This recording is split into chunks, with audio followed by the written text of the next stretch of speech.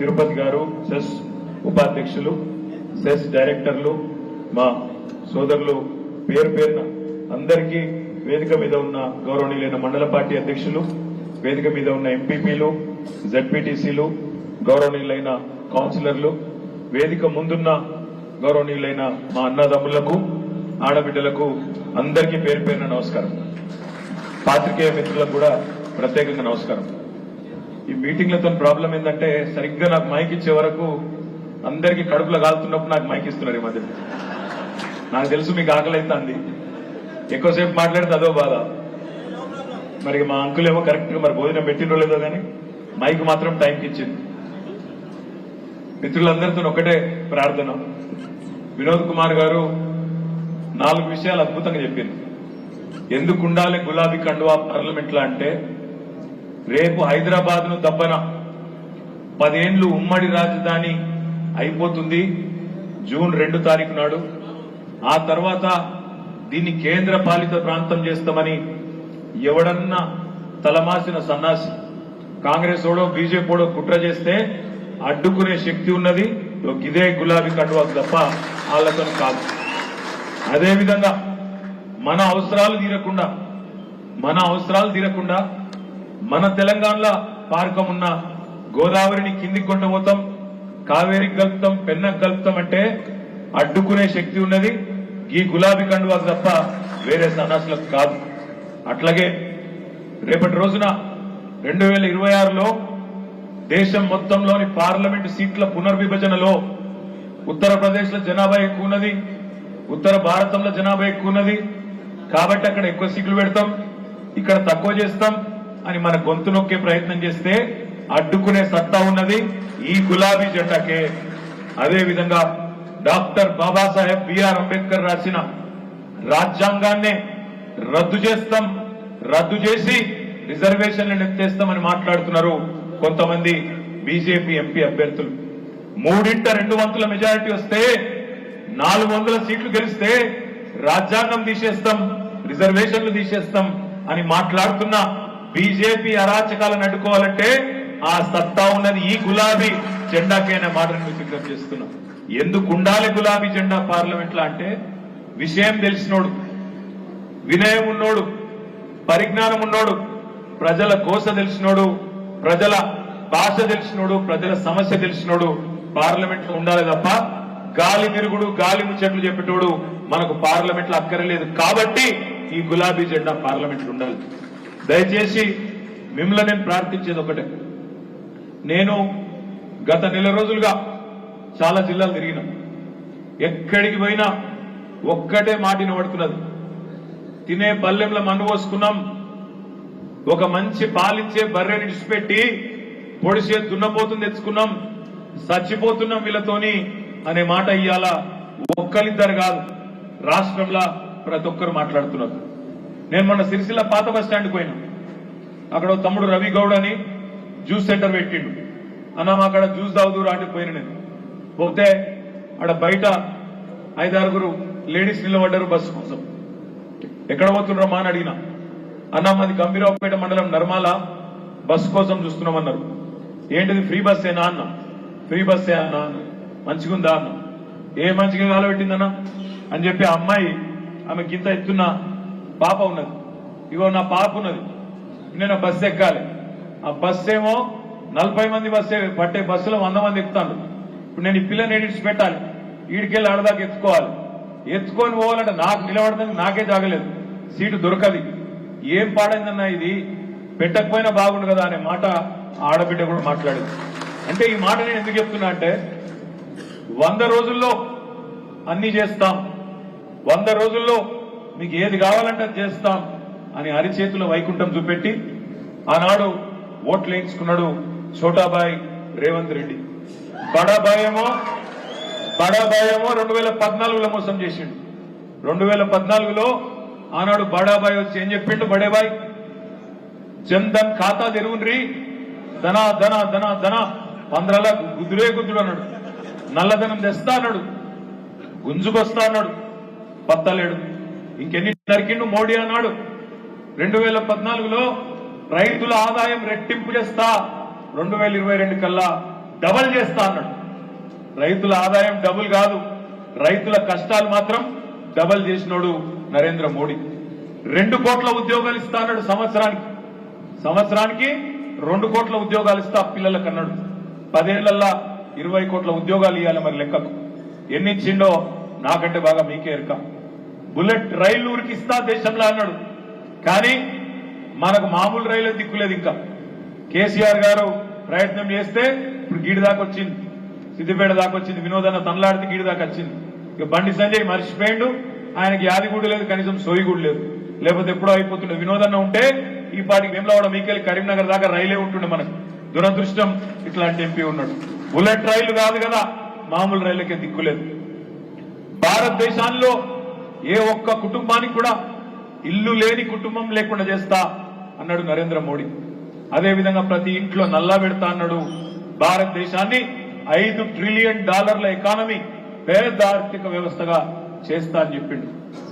ఇన్ని పనులు, ఇన్ని మాటలు చెప్పిండే ఒక్కటన్నా అయిందా మోడీ గారు? నీకెందుకు ఓటేయాలి అంటే దానికి ఉల్టా మళ్ళా దబాయించుడు, తిట్టుడు. ఒక్కసారి యాద్ చేసుకోండి, బడాబాయ్ బడా మోసం ఏమేం మాటలు మాట్లాడిండో తెలంగాణ గురించి ఒక్కసారి యాద్ చేసుకోండి. ఇదే మోడీ కదా తల్లిని చంపినరు, బిడ్డను వేరు చేసిండ్రు అన్న మాట ఒక్కసారి కాదు 10 సార్లు అన్నాడు. తెలంగాణ పుట్టుకనే అవమానించినోడు నరేంద్ర మోడీ. తల్లిని చంపి బిడ్డను వేరు చేసిండ్రు, ఆంధ్రప్రదేశ్ ను చంపేసిండ్రు అని మాట్లాడినోడు నరేంద్ర మోడీ. ఒకసారి కాదు 10 సార్లు అన్నాడు ఆ మాట. భద్రాచలంలో మన 5 మండలాలను మనను అడగకుండా, కనీసం మన యొక్క ఆలోచన కూడా తెలుసుకోకుండా 5 మండలాలు తీసుకుపోయి ఆనాడు ఆంధ్రలో కలిపినోడు నరేంద్ర మోడీ. 2014లో ఆంధ్రప్రదేశ్ పునర్విభజన చట్టంలో ఇచ్చిన ఒక్క మాట, ఒక్క హామీని నిలబెట్టలేదు నరేంద్ర మోడీ. అది కాజీపేటలో కుక్కు ఫ్యాక్టరీ కావచ్చు, సిరిసిల్లలో పవర్ లూమ్ క్లస్టర్ కావచ్చు, లేదా బయ్యారంలో ఉక్కు కర్మాగారం కావచ్చు, కాజీపేటలో కోచ్ ఫ్యాక్టరీ కావచ్చు, లేదా జాతీయ ప్రాజెక్టులకు, మన ప్రాజెక్టులకు జాతీయ హోదా కావచ్చు, లేదా ఇండస్ట్రియల్ పారిశ్రామిక కారిడార్లు కావచ్చు, ఒక్కటంటే ఒక్కటి కూడా ఇయ్యలేదు. ఇయ్యకపోగా ఉన్నే ఎత్తేసిండు. ITIR ఉండే హైదరాబాద్ చుట్టూ, దాన్ని ఎత్తేసిండు. ఎత్తేయడమే కాకుండా ఈ దేశంలోని ప్రజలకు ఈ 10 ఏళ్లలో తీరని ద్రోహం చేసిన వాడు నరేంద్ర మోడీ. ఎట్లా చేసిండు అని మీరు అడగచ్చు, ఏం చేసిండు అని మీరు అడగచ్చు. నేను 2 విషయాలు చెప్తా. ఆనాడు మోడీ గారు అధికారంలోకి వచ్చినాడు 2014లో సిలిండర్ ధర $400. ఇవాళ సిలిండర్ ధర $1200. ఆనాడు మోడీ గారు అధికారంలోకి వచ్చినాడు మన భారతదేశంలో, మరి మీకు తెలుసు, మన దగ్గర గ్యాసు, పెట్రోల్, డీజిల్ దొరకదు. బయటికెళ్లి ముడి చెమురు కొనుకొచ్చుకొని ఇక్కడ రిఫైనరీలో శుద్ధి చేసి పెట్రోల్, డీజిల్ తయారు చేసుకొని మనం అనకాడ అమ్ముకుంటాం. ఏడ దొరుకుతుంది ముడి చెమురు? గల్ఫ్ దేశాలలో, దక్షిణ అమెరికా దేశాలలో దొరుకుతుంది. మోడీ అధికారంలోకి వచ్చినాడు 2014లో ముడి చెమురు ఒక డ్రమ్ము, ఒక బ్యారెల్ ధర ఎంత అంటే సరిగ్గా $100. ఇవాళ 10 ఏళ్ల తర్వాత క్రూడ్ ఆయిల్ బ్యారెల్ ధర ఎంత అంటే $16 తగ్గింది, $84లకు వచ్చింది. ఏ ముడి చెమురులకెళ్ళైతే పెట్రోల్, డీజిల్ తయారైతుందో దాని ధర తగ్గితే పెట్రోల్, డీజిల్ ధర తగ్గాలన్నా పెరగాలన్నా? తగ్గాలి. మరి తగ్గిందా పెరిగిందా? ₹60 డీజిల్ 105 అయింది, ₹70 పెట్రోల్ 110 అయింది. దాంతో అన్ని పిరమైనవి. ఈడికెళ్ళి వేములవాడకెళ్ళి హైదరాబాద్ పోవాలి. బస్ కిరాయిలు, డీజిల్ ధర పెరిగితే బస్ కిరాయిలు పెరుగుతాయా తగ్గుతాయా? పెరుగుతాయి. కూరగాయల ధరలు పెరుగుతాయా తగ్గుతాయా? సరుకు రవాణా ఛార్జీలు పెరిగితే పప్పు పిరమైతుంది, ఉప్పు పిరమైతుంది, నూనె పిరమైతుంది, చింతపండు పిరమైతుంది, బస్ కిరాయిలు పిరమైతాయి. ఇవన్నీ పిరం చేసిన పిరమైన ప్రధానమంత్రి నరేంద్ర మోడీ గారు. ప్రియమైన ప్రధానమంత్రి కాదు, పిరమైన ప్రధానమంత్రి నరేంద్ర మోడీ. మనని సావగొట్టినోడు నరేంద్ర మోడీ. ఏం చేసిండు మరి? ఎట్లయింది? ₹60 105, ₹70 110 అంటే అందులో రాష్ట్రాలకు వాటా ఇయ్యడు.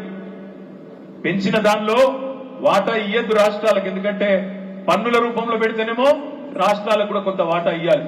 అందుకే ఏం చేసిండు? సెస్సులు వేసిండు. సెస్సులు, సుంకాలు, ప్రత్యేక సుంకం. ఆ సుంకం ఏమనేసిండు?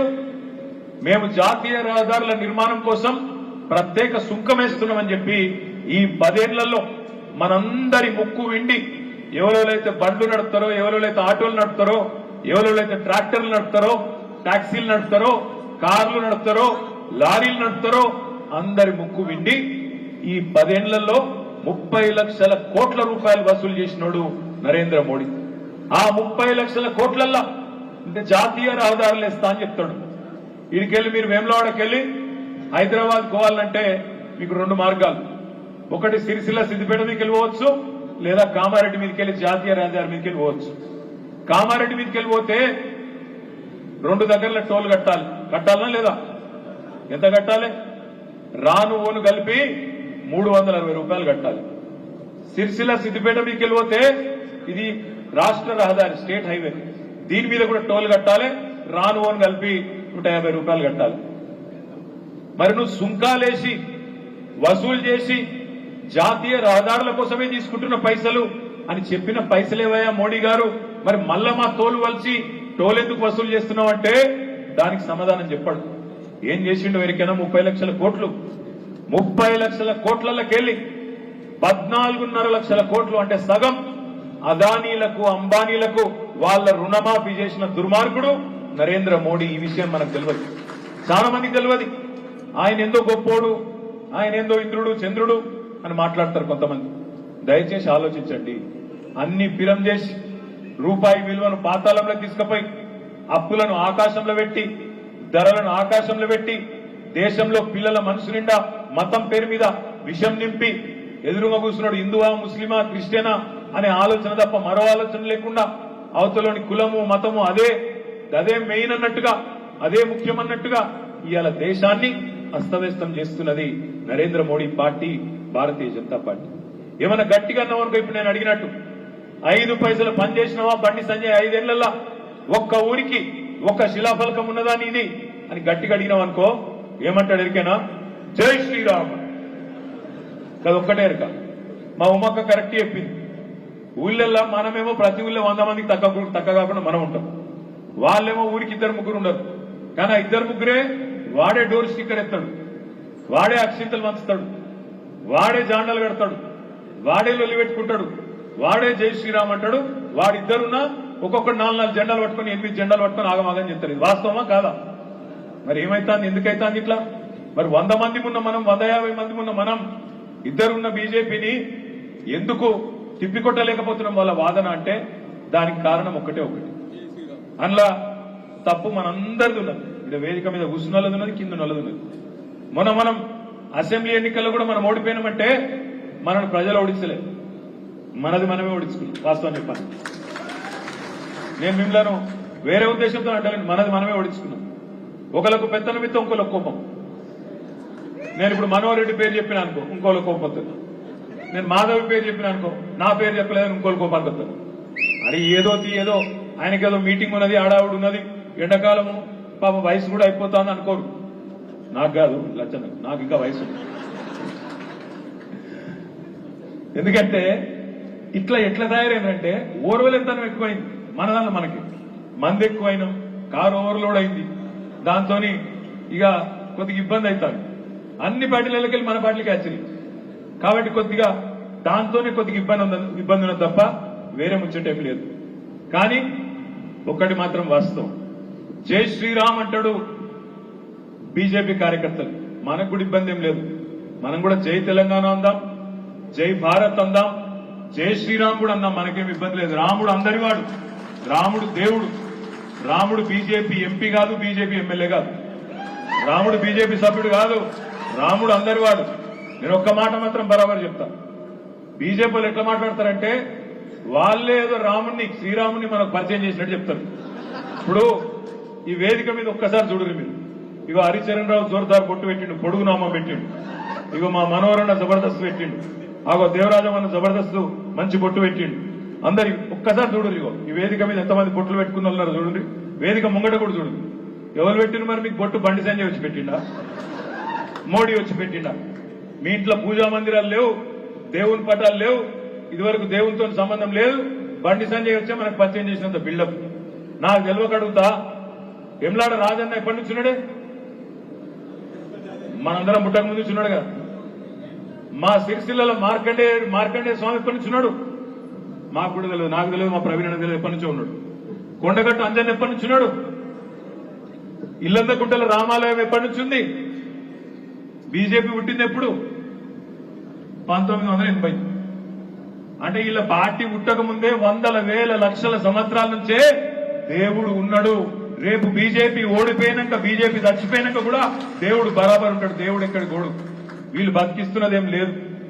దేవుడు కూడా రాముడు మంచోడు. రాముడి పేరులోనే మర్యాద రాముడు అంటారు. మర్యాద రాముడిని ఏమంటాడు? ఒకటే చెప్తాడు, లంగలకు దొంగలకు ఓటేయొద్దని చెప్తాడు. అర్థమైందా?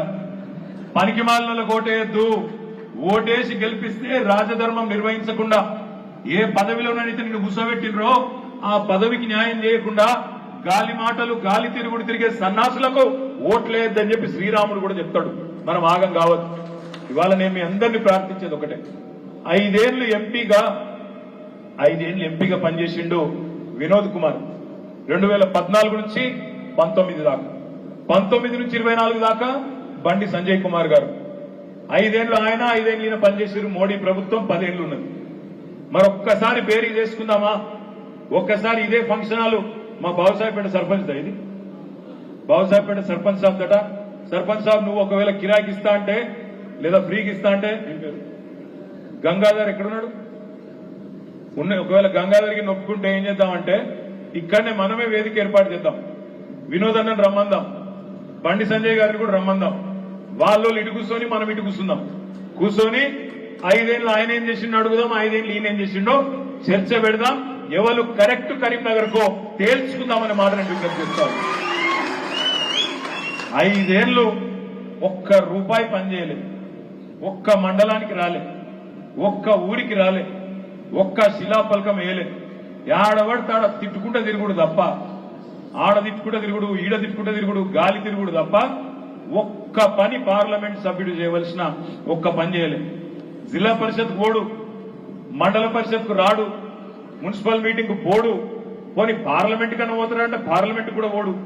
యాడున్నవా అంటే మసీదులు తవ్వుదాం, శివం వెళ్తే మాది, శివం వెళ్తే మీది. ఇదే పిచ్చి మాటలు తప్ప మళ్ళీ ఇంకేమైనా గట్టిగానే అనుకో, అన్నా ఏం వారం అన్నా గంతే. మనకు తెలిసింది గంతే.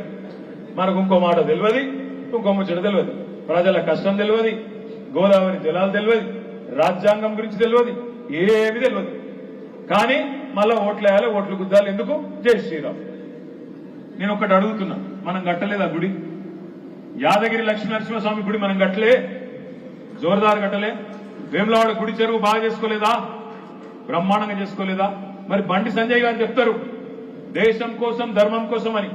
నేను అడుగుతున్నా, సంజయ్ గారు కొండగట్టు అంజన్నకు ₹1 తెచ్చినవా? వేములవాడ రాజన్నకు ₹1 తెచ్చినవా? నీ మోడీ దగ్గర మా ఇల్లు అందకుంటే రామాలయానికి ₹1 ఇచ్చినవా? లేదా సిరిసిల్ల మార్కండేయుల వారికి ₹1 ఇచ్చినవా? ఎక్కడిది మరి నీ ధర్మం?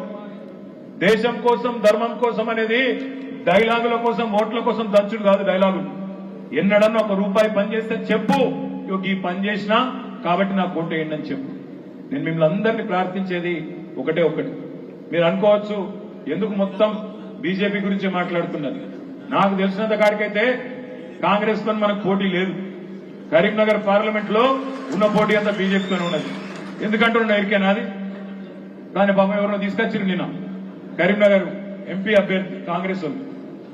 నేను అమ్మతోటి చెప్తున్నా, ఆయన తీసుకొచ్చి కాంగ్రెస్ కండువా వేయకుండా మీరు తిప్పాపూర్ చౌరస్తాలు నిలబెట్టుంది. ఎవడన్నా ఒకటి గుర్తుపడుతున్నావు 2 గంటలను నేను కూడా చూస్తా. ఎవడు గుర్తుపట్టాడు? ఆయన ఎవడో ఎవరికి తెలియదు. నాకు తెలిసి కాంగ్రెస్ కార్యకర్తలు కూడా గుర్తుపట్టరు. కాంగ్రెస్ కార్యకర్తలు కూడా గుర్తుపట్టరు. తిప్పాపురం చౌరస్తాలు నిలుచుంటే ఏమనుకుంటే ఎవడో బస్ కోసం ఎదురు చూస్తుండేమనుకుంటారు. అంతే తప్ప గాయన క్యాండిడేట్ అట. ఏమన్నా సిగ్గుండాలి కాంగ్రెస్ వాళ్ళకి. అంటే గింత మ్యాచ్ ఫిక్సింగ్, గింత అన్యాయమా?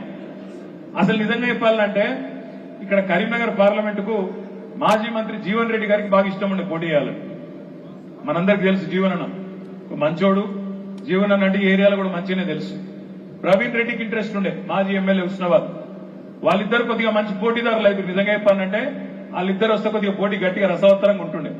కానీ మ్యాచ్ ఫిక్సింగ్ లో భాగంగా రేవంత్ రెడ్డి గారు బండి సంజయ్ గారు బదులుకొని ఏమనుకున్నారు ఎరికేనా, అరే గట్టోళ్ళని పెడితే అయితే బీఆర్ఎస్ గెలిచిపోతుందా, సప్పుడేగా ఒక డమ్మి గాని డఫర్ గాని పెడదామని చెప్పి ఎవడో ఊరు పేరు ముక్కు ముఖం తెలవని తీసుకొచ్చి ఇలా కరీంనగర్ పార్లమెంట్ లో కాంగ్రెస్ బీఫారం ఇచ్చింది. నేనైతే మీ అందరికి చేసే విజ్ఞప్తి ఒకటే, వాళ్ళ కుట్రలు వాళ్ళ ఎత్తుగడలు వాళ్ళకు ఉండొచ్చు, మీరు మాత్రం వేములవాడలో పోయినసారి జరిగిన తప్పు దయచేసి ఈసారి జరగనీయకుండ్రి. మొన్న పోయినసారి కూడా నేను చిల్కకు చెప్పినట్టు చెప్పిన, ప్రతి మండలంకి వచ్చిన కేసీఆర్ గారు వచ్చిండ్రు, మీకు దండం పెట్టి చెప్పిండ్రు. ఏం చెప్పిండ్రు? మంది మాట నమ్మి, తెలుసు కదా మీకు, నేను చెప్పా గట్లే అయిందా? ఇప్పుడు మంచిగా పాలిచ్చే బర్రెను విడిచిపెట్టి పొడిచే దున్నపోతుంది తెచ్చుకున్నాం. 100 రోజులలో అన్నీ అయిపోతాయి. డిసెంబర్ 9కి రుణమాఫీ రాగానే ఎంబడ సంతకం పెడతా అన్నాడు. అయిందా సంతకం? అడగాలి మనం రైతన్నలను, మార్పు బాగున్నదే అని. ఎవరెవరైతే గుద్దినరో అడగాలి, మార్పు మంచిగుందా అని అడగాలి. డిసెంబర్ 9 రుణమాఫీ అన్నాడు కదా, అయ్యిందా? ఏం చేసిండి ముఖ్యమంత్రి? గత 145 రోజులు రెండే పనులు చేస్తుండు. ఒకటి చిల్లర మాటలు, రెండోది ఉద్దర పనులు. చిల్లర మాటలు, ఉద్దర పనులు. తెల్లారు లేస్తే పనికి మాలిన మాటలు. సెక్రటేరియట్కి పోతాడు,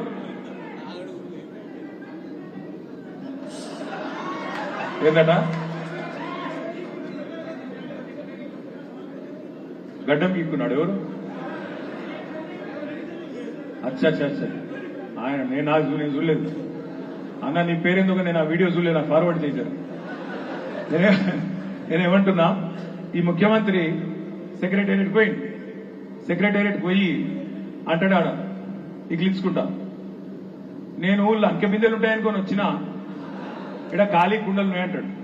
నాకు తెలియకడుగుతా, కటపారలు పట్టుకొని తటపారలు పట్టుకొని నెత్తి మీద కిసినట్టు తువాల కప్పుకొని అర్ధరాత్రి ఎవరు తిరుగుతారు లంక బిందెల కోసం? పాడుబడ్డ గుడులల్లా, పాడుబడ్డ గడిలల్లా ఎవరు తిరుగుతారు? పచ్చి దొంగలు లంగలు తిరుగుతారు. మరి ఇదివరకు రేవంత్ రెడ్డి ఏం చేస్తున్నారో నాకైతే తెలియదు. లంక బిందెలు లేవు అని ఇస్తున్నారు. ఉంటాయా లంక బిందెలు సెక్రటేరియట్లా? ఎవడన్నా బుద్ధినోడు మాట్లాడతాడా? ఇంకా అన్యాయం వచ్చేది మీకు ఇంకోటి చెప్తా. నేను జేబులో కత్తెర పెట్టుకొని తిరుగుతున్నా, నా కొడుకుల్లారా కత్తిరిస్తా అంటుండు, మెడల పేగులు వేసుకుంటా అంటుండు. ఎవడన్నా ముఖ్యమంత్రి మాట్లాడతాడే? మెడల పేగులు వేసుకుంటాడు ఎవడన్నా? నువ్వు పోటీ కొట్టేటోను ముఖ్యమంత్రి నాకు తెలియక అడుగుతా. ఇంత అన్యాయమా? అయితే మొన్న నాకు మా జగదీష్ రెడ్డి అనే చెప్తుండే, మాజీ మంత్రి గారు, సూర్యాపేటలో నట ఆయన గిట్లనే ఇక ఫ్రీ బస్సు కదా, ఫ్రీ బస్సులా బాగా మంది ఎక్కిర్రట. వచ్చే స్టాప్ కాడికి పోయే వరకు ఆయన కొంతమంది జేబులు పోయి, జేబులో పైసలు పోయి, పర్సులు మాయమయ్యే వరకు వాళ్ళు దొంగ అనే వరకు ఆయనతో ఒక పిల్లగాని పట్టుకున్నారు. పట్టుకున్నాక పోలీసులకు అప్పచెప్పింది. పోలీసుడు మొత్తం దేవులాడి వాళ్ళ మీద పర్సు లేదు, పైసలు లేవు, కానీ జేబులో కత్తెర దొరికింది. దొరికితే అన్నాడట, అరే పర్సులు తీరా అన్నాడు. నాకు సంబంధమే లేదు సార్, నేను దొంగను కాదు అన్నాడు వాడు. మరి జేబులో కత్తెర ఎందుకు పెట్టుకున్నారట? అవు సార్ రేవంత్ రెడ్డి పెట్టుకుంటాడు, నేను పెట్టుకుంటా అడుగుతావా సార్? గట్ల ఎవరు పెట్టుకుంటారు జేబులో కత్తెరలు? ఎవరు పెట్టుకుంటారు? జేబు దొంగలు పెట్టుకుంటారు. ఈ ముఖ్యమంత్రి గారు ఏమనాలి? ఈయనను అన్ని బోగస్ ముచ్చట్లు, బోగస్ మాటలు. బోనస్ అన్నాడు, 500 రూపాయలు క్వింటాల్కు బోనస్. అయిందా? వచ్చిందా? 500 బోనస్ బోగస్ అయిపోయిందా? ఎత్తిపోయిందా? రుణమాఫీ ఎత్తిపోయింది, బోనస్ బోగస్ అయ్యింది. తులం బంగారం అని మా ఆడబిడ్డలకు చెప్పిండు. దొక్కలేనట్టుంది తులం బంగారం ముఖ్యమంత్రి గారికి. ఏం కూడా బంగారం షాపులు ఉన్నాయా? ఆది సీన్ నాకు చెప్పండి, బంగారం షాపు ఇన్నే ఉన్నది, మేము ఇప్పిస్తాం, తులం బంగారం ఈ నువ్వు అని చెప్పి, ఎందుకంటే తిరిగిండాలే చెప్పుకుంటాం. ఊరికి చెప్పిరు తులం బంగారం ఇస్తాం. కేసీఆర్ 1,00,000 రూపాయలు ఇస్తుండు, మేము మీదికెళ్ళి తులం బంగారం ఇస్తాం అన్నాడు. సీనన్నా చూస్తున్నావు కావచ్చు, నువ్వు కూడా చూస్తుంటే ఈను మీ ఏంలాడాల బంగారం షాపులతో మాట్లాడు. మా ఆడబిడ్డలకు ఇచ్చిన మాట ప్రకారం బరాబర్ తులం బంగారం ఇయ్యాలే, ఇయ్యకపోతే ఊకోము. 2,500 అన్నాడు ఆడబిడ్డలకు, కోడళ్లకు 2,500, ముసలోళ్ళకైతే కేసీఆర్ ఒక్కలకే ఇస్తుండు, మేము ఇద్దరికి ఇస్తాం. ముసలవ్వకు ముసలయ్యకు ఇద్దరికి కలిపి 8,000, సరి 4,000 ఇస్తామన్నాడు. మరి ఆడవా? అందుకే ఉద్దర పన్నులను ఉత్తగానే అనలే నేను, చిల్లర మాటలు, ఉద్దర పన్నులు. ఉద్దర పనులు ఎందుకు? ఆర్టీసీని పిలిచిండు ముఖ్యమంత్రి, పిలిచి రాసుకో ఖాతాలా అన్నాడు, వాడు రాసుకుంటున్నాడు. కరెంట్ వాడిని పిలిచిండు, రాసుకో ఖాతాలా అన్నాడు, వాడు రాసుకుంటున్నాడు. కట్టేది లేదు, పీకేది లేదు. అది నీకెరికే మాకెరికే. పార్లమెంట్ ఎన్నికల తర్వాత అవి రెండు కూడా విక్తాయి పక్క. మనం చెప్పవలసిందల్లా ఒకటే, గ్రామాల్లో మనం ఆనాడు 2 ఎంపీలు ఉంటే కూడా వినోదన్న వాళ్ళు ఒకసారి 5 ఎంపీలు ఉంటే కూడా కేంద్ర ప్రభుత్వం మెడలు వంచి కాంగ్రెస్ మెడలు వంచి తెలంగాణ అనేది ఇచ్చిన పార్టీ ఈ గులాబీ పార్టీ. రేపు మళ్ళా మీరు ఒక 10-12 పార్లమెంట్ సీట్లు ఇస్తే వీళ్ళ మెడలు వంచి మళ్ళా వీళ్ళు ఇచ్చిన 420 హామీలు అమలు చేయించేది కూడా ఇదే గులాబీ కండువా అనే మాట ప్రజలకు చెప్పాలి. ఆయన నాకు తెలుసు ఒక మాట, మొన్నటిదాకా వేములవాడల మన ఎమ్మెల్యే రమేష్ బాబు ఉండే డిసెంబర్ 3కు ముందు, అంతకుముందు మన ప్రభుత్వం ఉండే, మనకు మంచిగా ఊళ్ళలో నాయకులు ఫోన్ చేసినా సెక్రటరీ స్పందిస్తుండే, ఎంఆర్ఓ మాట్లాడుతుండే, మన ఎంపీపీలు జడ్పీటీసీలు పోతే మంచిగా కూర్చోబెట్టి ఎండిఓ గారు ఎంఆర్ఓ గారు ఇక మా జిల్లా పరిషత్ వైస్ చైర్మన్ పోతే కూర్చోబెట్టి ఛాయ్ దాపి బాగుండరా సార్, ఎట్లున్నారు సార్, జర చెప్పండి సార్, అట్లా సార్ ఇట్లా సార్ అని బాగా మర్యాద ఇస్తుంది. ఉన్నదా ఇప్పుడు ఆ మర్యాద? డిసెంబర్ 3 తర్వాత పంచాయతీ సెక్రటరీ మాటిట్టుండా? మీరు ఊళ్ళల్లో శుక్రాయనం కూడా ఇటు పిలిస్తే ఆయన అడిపోతాడు. కొద్దిగా అవమానం అవుతుందా, చిన్నతనం అవుతుందా? మనది మనమే చేసుకున్నావా ఈ పని? అందుకే నేను మిమ్మల్ని కోరుతున్నా, మీ మనసులో ఎంతైతే బాధ ఉందో మాకు కూడా అంతే బాధ ఉంది. ఏమని? అయ్యో మంచిగా బ్రహ్మాండంగా కేసీఆర్ గారి పరిపాలన, ప్రజలకు లాభం చేసిన పరిపాలన, పేద ప్రజలను కడుపులో పెట్టుకొని చూసుకున్న పరిపాలన, రైతులకు గోస రాకుండా చూసుకున్న పరిపాలన, ఇట్లాంటి నాయకుడు పోయిండే అనే బాధ ఇలా సమాజంలోని ప్రతి వర్గంలో ఉన్నది. నేను మిమ్మల్ని కోరేది ఒకటే, మీరు 10-12 పార్లమెంట్ సీట్లలో కింద మీరు గెలిపిస్తే, ముఖ్యంగా మా గులాబీ దండు, సంవత్సరం లోపలనే మళ్లీ తిరిగి కేసీఆర్ గారు రాష్ట్ర రాజకీయాన్ని శాసించే రోజు సంవత్సరం లోపలనే వస్తుంది. మర్చిపోకుండా. ఇప్పుడు మా ప్రవీణ్ ఒక మంచి మాట చెప్పిండు, ఏడ ఓగొట్టుకున్నదాన్ని అక్కడనే ఎత్తుకోవాలి అన్నాడు. మీరు ఎంలాడలనే ఓగొట్టుకున్నారు 12,000 ఓట్లతో, ఇక్కడనే మళ్ళా తెచ్చుకోవాలి, ఇక్కడనే గెలుచుకోవాలి. ఉంటాయి ఊరన్నాక పంచాయతీలు ఉంటాయి, పంచాయతీలు లేని ఊరు ఉండదు. మనం ఎక్కువైనాం, మంది ఎక్కువైనాం, 100-150 మంది ఒక్కొక్క ఊళ్ళో ఉన్నాం. ఒకలంటే ఒకరికి వడది. పెద్ద వెంకటరెడ్డిని పిలిస్తే చిన్న వెంకటరెడ్డికి కోపం వస్తుంది. కానీ తప్పదు, ఇప్పుడు కలిసి కొట్లాడాలి. కలిసి మే 13 తారీఖు వరకు మనకెన్నున్నా మన తల్లిని ఎవడన్నంటే మాత్రం ఊకో. ఇలా తల్లి లాంటి పార్టీ కష్టంలో ఉన్నది. కష్టంలో ఉన్నప్పుడు మన పంచాయతీలు, మన బాధలు, మన కొట్లాటలు పక్కకు పెట్టి తల్లి లాంటి పార్టీని కాపాడుకుందాం. కాపాడుకొని మే 13 తర్వాత తప్పకుండా మళ్ళా లక్ష్మణరావు గారిని కూర్చోబెట్టుకొని ఏమైనా మాట్లాడుకునేది ఉంటే, ఏమైనా పంచాయతీలు ఉంటే తెంచుకుందాం. కానీ ముందు చేయాల్సిన పని, ఇప్పుడు మన నాయకుడు కేసీఆర్ గారిని కూడా మీరు చూస్తా ఉన్నారు. 70 ఏళ్ల వయసు. 70 ఏళ్ల వయసులో ఈ ఎడమ తుంటి ఇరిగితే నిజానికి ఈ వయసులో చాలా అవస్థ ఉంటుంది. ఆ పెద్ద ఆపరేషన్ అయింది, కట్టబట్టుకొని నడుస్తాడు. ఎండాకాలం సొంత బిడ్డను ఢిల్లీలో జైల్లో పెట్టిండు. పార్టీ ఓడిపోయింది. రోజు అడ్డమైన తిట్లు తిడతాడు. నమ్ముకున్నాడు ఒక్కొక్కడు జారుకుంటాడు. ఇన్ని అవస్థలలో కూడా కేసీఆర్ గారు ఇలా బయలుదేరిండు. బస్సు యాత్ర అని చెప్తే బ్రహ్మరథం పడుతున్నారు కేసీఆర్ గారు. మరి మన నాయకుడు 70 ఏళ్ల వయసులో గంట తిరుగుతున్నప్పుడు ఎండా బిండా అని చూడకుండా మనం ఎట్లుండాలి? మనం కొట్లాడన్నా వద్దా? మనం గట్టిగా బయలుదేరన్నా వద్దా? తల్లి లాంటి పార్టీకి కష్టం వచ్చినప్పుడు మనం మన వ్యక్తిగతమైన పంచాయతీలు, వ్యక్తిగతమైన భేషజాలు, మనకుండే ఈగోలు పక్కకు పెట్టి కలిసిమెలిసి కొట్లాడాలనా లేదా ఆలోచన చేయండి. మన నాయకుడు ఇవాళ మనందరికీ స్ఫూర్తిదాయకంగా పార్టీ పెట్టిన 24 ఏళ్ల తర్వాత కూడా ఆయన కట్టె పట్టుకొని కూడా యుద్ధానికి బయలుదేరండి. మరి ఇవాళ ప్రజలు మంచిగా ఉన్నారు. ఉపాధి హామీ కూలీల దగ్గరికి పోయినా వాళ్ళు అంటున్నారు, అన్నా మళ్ళా కేసీఆర్ రావాలి అంటున్నారు. యువకుల దగ్గరికి పోతే వాళ్ళు అంటున్నారు, మమ్మల్ని మోసం చేసిండన్న రేవంత్ రెడ్డి, కేసీఆర్ ఇచ్చిన ఉద్యోగాలు ఈయన కాగితాలు ఇచ్చుకుంటా నేను ఇచ్చినా అని చెప్పుకుంటున్నాడని యువకులు మాట్లాడుతున్నారు. అదేవిధంగా మహిళలు మాట్లాడుతున్నారు, అన్నా నెలకు 2,500 అన్నారు, తులం బంగారం అన్నారు, మహాలక్ష్మి అన్నారు, ఇంకోటి అన్నారు. ఏది కాలేని వాళ్ళు బాధపడుతున్నారు. రైతులు నిజంగా తగ్గట్టే ఉన్నారు. రైతు భరోసా అన్నాడు, 15,000 అన్నాడు. రైతు భరోసా ఏమో గాని రైతు బంధుకే దిక్కు లేదు, ఇంకా 4 ఎకరాల కాడికే ఇచ్చిండనే మాట ఇలా రైతులు మాట్లాడుతున్నారు. వాస్తవమా కాదా? ఇవాళ ఈ పరిస్థితి ఊళ్ళల్లో ఉంది. కానీ లేనిదల్లా ఒకటే, లేనిదల్లా మనలో ఐకమత్యం, మనలో సమన్వయం. ఇదిగిన సెట్ అయితే వేములవాడల మా ఆగన్ అన్నాడు 14,000 అన్నాడు మెజారిటీ. 14,000 కాదు, ఇది ఐకమత్యం సమన్వయంతో మీరు పనిచేస్తే 25,000 మెజారిటీ ఒక్క వేములవాడకెళ్ళి వస్తుంది. దయచేసి నేను మిమ్మల్ని కోరేది ఒకటే, పొద్దున 1 గంట, సాయంత్రం 1 గంట, ఎక్కువ కూడా వద్దు. పొద్దున 1 గంట 7 నుంచి 8 దాకా ఎండ తగలక ముందు, సాయంత్రం 1 గంట 6 నుంచి 7 దాకా మీరు గట్టిగా బూతుల వారీగా పంచుకొని ఇండ్లు 100 ఓట్లకు ఒకరు అనుకొని మీరు గిన్న తిరిగితే దానికి మించిన మందేం లేదు. ఒక 10-12 రోజులు గట్టిగా మనం పొద్దున సాయంత్రం అన్ని ఇళ్లకు పోయి కూసోవాలి. కాకపోతే మన వాళ్ళందరూ ఏం చేస్తారు, ఓ పాంప్లెట్ పట్టుకుంటారు, ఇట్లా ఫోటో దిగుతారు, వాట్సాప్ లో లచ్చన్నకు పెట్టాలి, అందరు జెడ్పీటీసీలకు ఎంపీలకు పెట్టాలి, మండల ప్రెసిడెంట్ పెట్టాలి, ఖతం. మళ్ళీ మన దారిని మనం తుప్పాలి అవతల పడాలి. గట్ల కాదు, పోవాలి, కూర్చోవాలి, ముచ్చట పెట్టాలి, అడగాలి. అన్న వచ్చినది 4,000 అని అడగాలి, అన్న వడ్డదా రైతు బంధుని అడగాలి, తులం బంగారం వచ్చిందా అని అడగాలి, ఫ్రీ స్కూటీ అన్నాడు వచ్చిందా అని అడగాలి, కౌలు రైతులకు న్యాయం చేస్తా అన్నాడు చేసిండా అని అడగాలి, రుణమాఫీ అయ్యిందా అని అడగాలి, ఇచ్చిన మాట అమలు చేయని కాంగ్రెస్ పార్టీకి ఎందుకు ఓటేయాలని అడగాలి. అట్లాగే మతం పేరిట చిచ్చు పెడుతున్న బీజేపీకి, మన పిల్లల నెత్తులు ఖరాబ్ చేస్తున్న బీజేపీకి, 5 ఏళ్లు ఏం పని చేయని ఎంపీకి ఎందుకు ఓటేయాలి అనే చర్చ పెట్టాలి. దేవుడి పేరు మీద రాజకీయం చేస్తున్న బీజేపీకి బుద్ధి చెప్పాలని చెప్పాలి.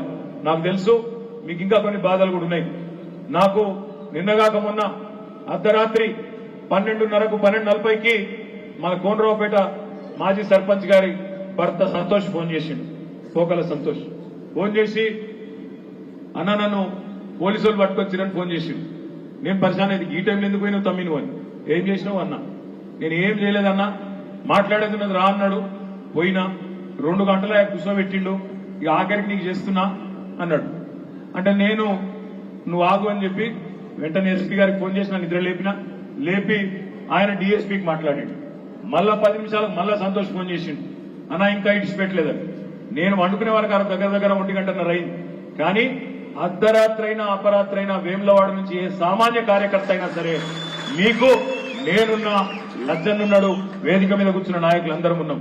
మిమ్మల్ని ఎవడు వేధించినా, ఎవడైనా సరే మీ మీద చెయ్యి వేసినా, కేసు పెట్టినా, మీ మీద ఈగ వాలినా తప్పకుండా చూసుకునే జిమ్మెదారి మాది. భయపడకండి. కానీ కుక్క కాటుకు చెప్పు దెబ్బ అంటే ఏందో ఎరికేనా? ఇసొంటి వాళ్ళందరికీ తోకాడిస్తున్న అధికారులు, అధికార పార్టీకి తొత్తులుగా వ్యవహరిస్తున్న పోలీసులు, వీళ్ళందరికీ తిరుగులేని సమాధానం ఒకటే ఒకటి. పార్లమెంట్ లో మళ్ళా ప్రజాశక్తి మనకు అనుకూలంగా ఉన్నదని చూపెడితే రేపు తెల్లారి నుంచి ఏ ఎస్ఐ మీ దగ్గరికి రాడు, ఏ ఎంఆర్ఓ మీ దగ్గరికి రాడు, రేపు ఎంపీగా వినోద్ కుమారే ఉంటాడు. కాబట్టి ప్రోటోకాల్ సమస్య కూడా లేకుండా ఇక్కడ ఎవరికి ఏ కష్టం వచ్చినా ఒక దిక్కు నేను, ఒక దిక్కు వినోద్ అన్న, ఇంకో దిక్కు లచ్చన్న, మేమందరం కూడా మీ దగ్గరికి వచ్చి ఉంటాం. దయచేసి నేను మిమ్మల్ని కోరేది ఒకటే, ఒకసారి పాలు ఉలికిపోయిన తర్వాత బాధపడితే లాభం లేదు. ఇప్పుడు మొన్న లచ్చన్న గెలిస్తే ఈ బాధ ఉండకుంటుండే, ఇప్పుడు అయిపోయింది. మరి ఇప్పుడు పార్లమెంట్ ఎలక్షన్ వచ్చింది, మళ్ళా గదే పాత పంచాయతీలు, గవే పాత పగలు, గవే మళ్ళీ నన్ను విలువలేదు, నిన్ను పిలిచిండ్రు, నాకు పెత్తనం ఇయ్యలేదు, నీకు పెత్తనం ఇచ్చిర్రు, ఆయనకు పేరు వస్తుంది నాకు రాదు, అవి తీసేయండి మనసులకెళ్ళి. ఈసారి మాత్రం మన తల్లి లాంటి పార్టీకే కష్టం వచ్చింది. మనం ఒక తల్లికి 4 కొడుకులు ఉన్నప్పుడు పంచాయతీలన్నీ పక్కకు పెట్టేట్లయితే కొట్లాడతారో, తల్లికి కష్టం వచ్చినప్పుడు అదే పద్ధతుల్లో ఇవాళ మనందరం కూడా ఎక్కడి వాళ్ళం అక్కడ సర్వశక్తులు ఒడ్డి కొట్లాడాల్సిన టైం వచ్చింది. ఊరూరికి ఇంటింటికి పోయి గట్టిగా కొట్లాడదాం, గట్టిగా పోరాటం చేద్దాం. చెబుదాం పెద్దలకు, గోదావరి నీళ్లలో జరిగే కుట్రనడ్డుకోవాలంటే గులాబీ జెండా ఉండాలి. హైదరాబాద్ కేంద్రపాలిత ప్రాంతం కావద్దంటే గులాబీ జెండా ఉండాలి. రేపు డీలిమిటేషన్ లో మనకు అన్యాయం జరగద్దంటే ఈ గులాబీ జెండా ఉండాలి, ఈ గులాబీ కండువా ఉండాలి అనే మాట చెప్పాలి. ఎందుకు ఉండాలి బీఆర్ఎస్ వాళ్ళు పార్లమెంట్ లా అంటే ఎందుకు ఉండాలి అని చెప్పాలి. అన్నింటికి మించి మళ్ళొక్కసారి నేను చెప్తున్నా, మీరు 10-12 ఎంపీ సీట్లు గెలిపించి మాకు అప్పచెప్పండి. సంవత్సరం లోపలనే కేసీఆర్ గారు తిరిగి రాష్ట్ర రాజకీయాన్ని శాసించే పరిస్థితి వస్తుంది. మళ్ళా మనందరం తలెత్తుకుని మళ్ళా ఊళ్ళలో తిరిగే పరిస్థితి వస్తుంది. తెలుసు నాకు, మీకు బాధున్నది మనసుల. కాంగ్రెస్ వాడు పటాకులు కాలుస్తుంటే మనం పక్కకెళ్లి తలదించుకొని పోతున్నాం. వాడు చిన్న కార్యకర్త కూడా నేనే రేవంత్ రెడ్డిని అన్నంత లెవెల్లో పోజులు కొడుతుంటే మీకు లోపలికి వెళ్ళి మండుతుంది. నాకు ఎరికే. కరెక్టేనా అని చెప్పేది? ఛాయ్ హోటల్ కాడ ఆడ ఈడ నిన్న మొన్నటిదాకా మన ముంగట కళ్ళెత్తి చూస్తేందుకు భయపడ్డ కాంగ్రెస్ వాడు ఇవాళ కాలెరగరేస్తుంటే మీకు లోపలికి వెళ్ళి మండుతుంది నాకు తెలుసు. మరి దానికి బెస్ట్ మంది ఏంటంటే ఇదే బెస్ట్ మందు కాంగ్రెస్ వాళ్ళకు, బీజేపీ వాళ్ళకు మన గెలుపే సమాధానం కావాలి. ఓటుతోని మీరిచ్చే తీర్పు. ఇప్పుడు ఒక మంచి మాట వినోద్ కుమార్ గారు గొప్ప మాట చెప్పింది. రాష్ట్రంలో మనకు వాళ్ళ ఫరక్ ఎంత ఉండే, మన కాంగ్రెస్ కు మనకు 1.8%. అంటే ఎంత? 100కి 20 ఓట్లు. 100కి 20 ఓట్లు, 20 కాదు 2 ఓట్లు. 100కి 2 ఓట్లు, 1000కి 20 ఓట్లు. అంటే ఒక ఊళ్ళే ఒక 20 ఓట్లు మనం మలిపింటే ఇప్పుడు ఈ గోసనే ఉండకుంటుండే, ఈ బాధనే ఉండకుంటుండే. మా చెల్లెలు మాధవి చెప్పింది 260 బూతులు. 260 బూతుల కింద మొన్న మీ అందరు కూడబలుకొని తలా 20 ఓట్లు తెచ్చింటే లచ్చనకు ఇలా లచ్చన ఎమ్మెల్యే ఉంటుండే. తలా 20, ఎక్కువ కూడా కాదు. అందుకే దయచేసి మిమ్మల్ని కోరేది, ఒక్కొక్క ఓటు కీలకం, ఒక్కొక్క ఓటు కీలకం. ఏ బూత్ కు బాధ్యత తీసుకోండి. రేపు మనకు ఎంపీ ఉంటే అదనంగా శక్తి ఉంటది. ఎమ్మెల్యే లేని కాడ ఎంపీ గారు వచ్చి అడ్డా పెట్టి ప్రోటోకాల్